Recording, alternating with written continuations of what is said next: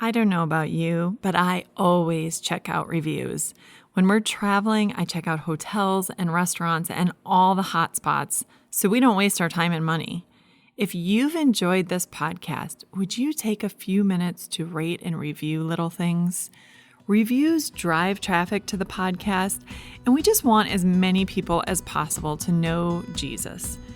And if an episode speaks to you, would you share it with someone who it may encourage? Thank you for your support. Today's episode is called, What Will It Take to Change? Hey guys, it's Amber, wife, mother, warrior, type A child of God. Here at Little Things, we examine everyday issues from a biblical perspective with one simple goal, to know and love God more. Thanks for joining me.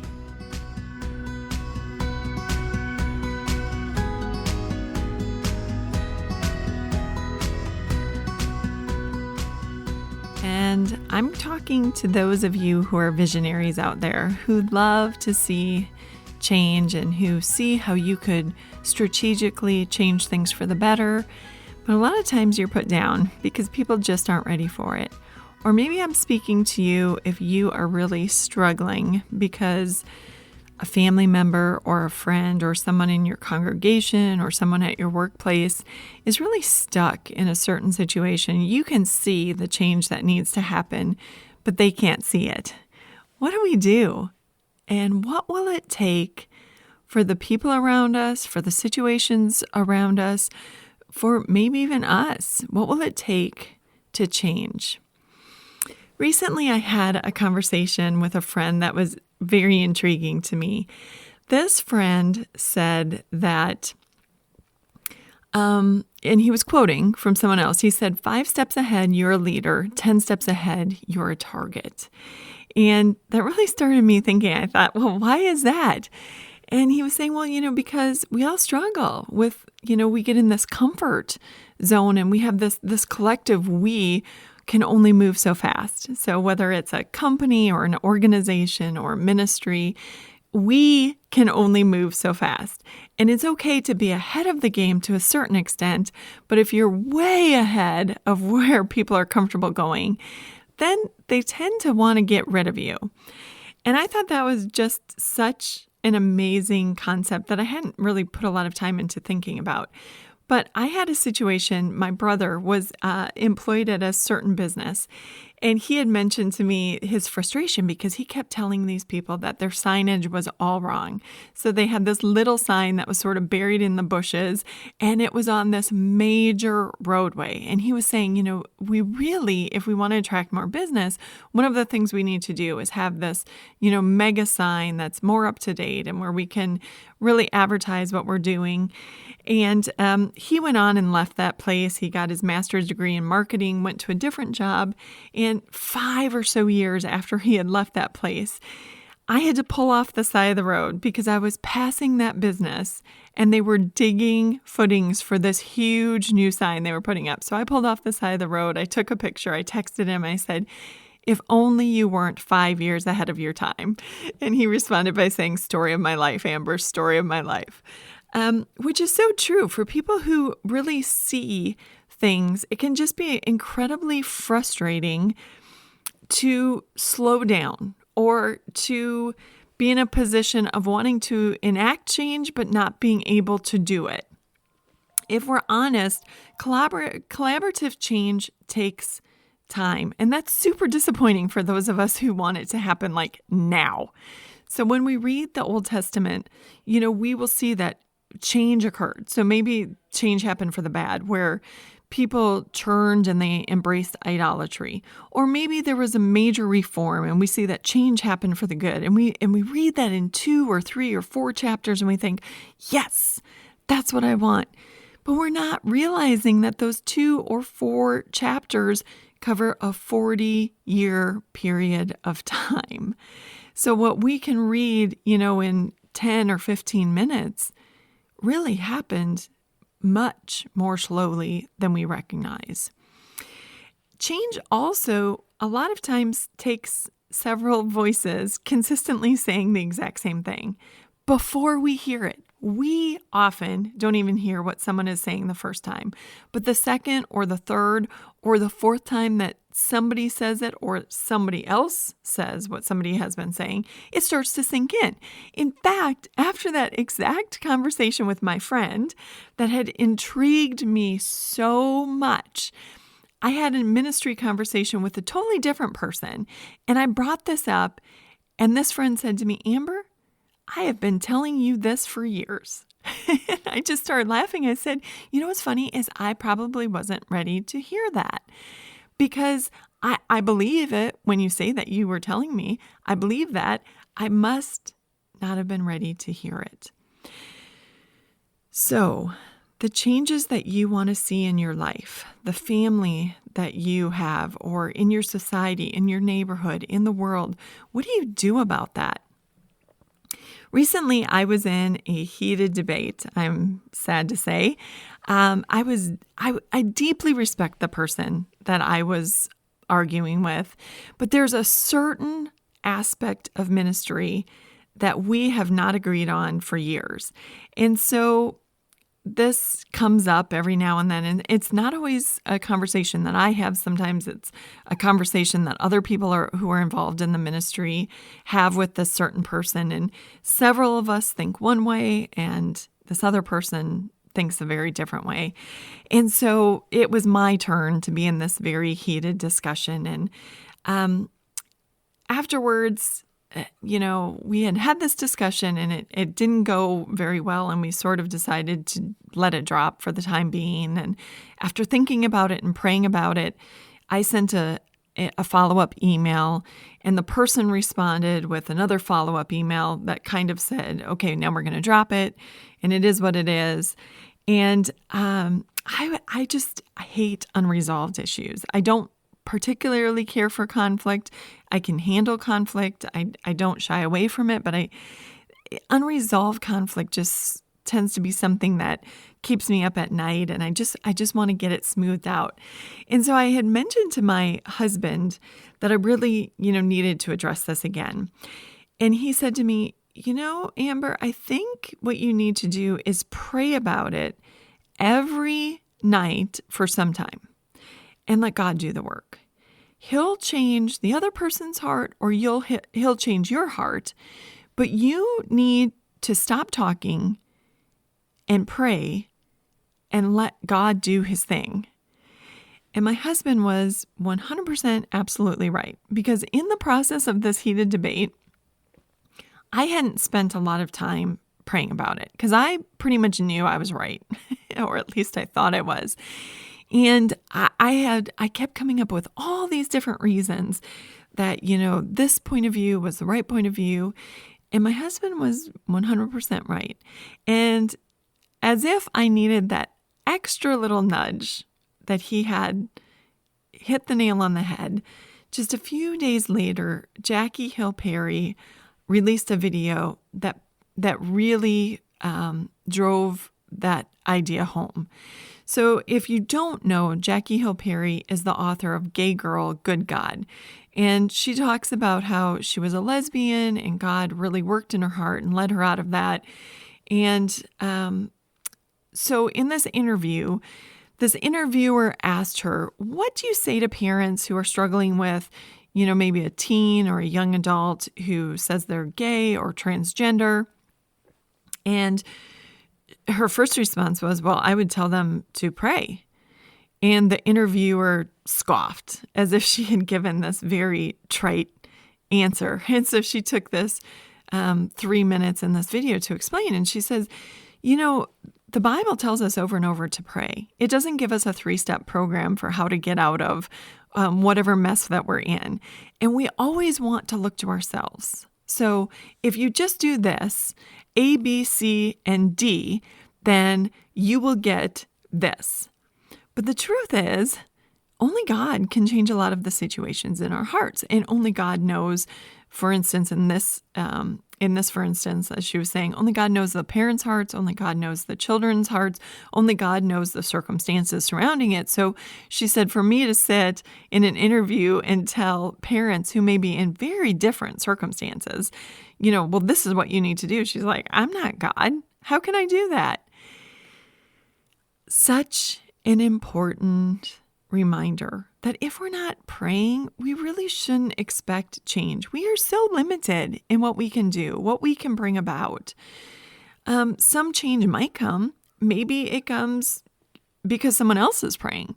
For years, I had a praying mother and a praying grandfather who, their prayers changed a lot of things in my life, whether I realized it at the time or not. But eventually, if those people aren't around anymore, or if the situation in your life is something that they don't even know about, it comes down to, have you prayed? Martin Luther said, to be a Christian without prayer is no more possible than to be alive without breathing. It is our direct line to God.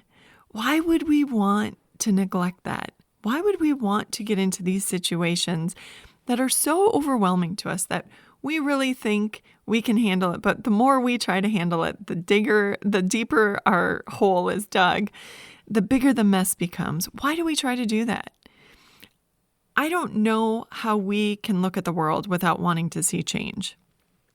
So many things keep going wrong, and so many things show that the world is in a state of panic, and there's this inner turmoil in people's lives, and it keeps bubbling over, and we keep thinking, no, it can't get worse, and then all of a sudden we turn around and it's worse.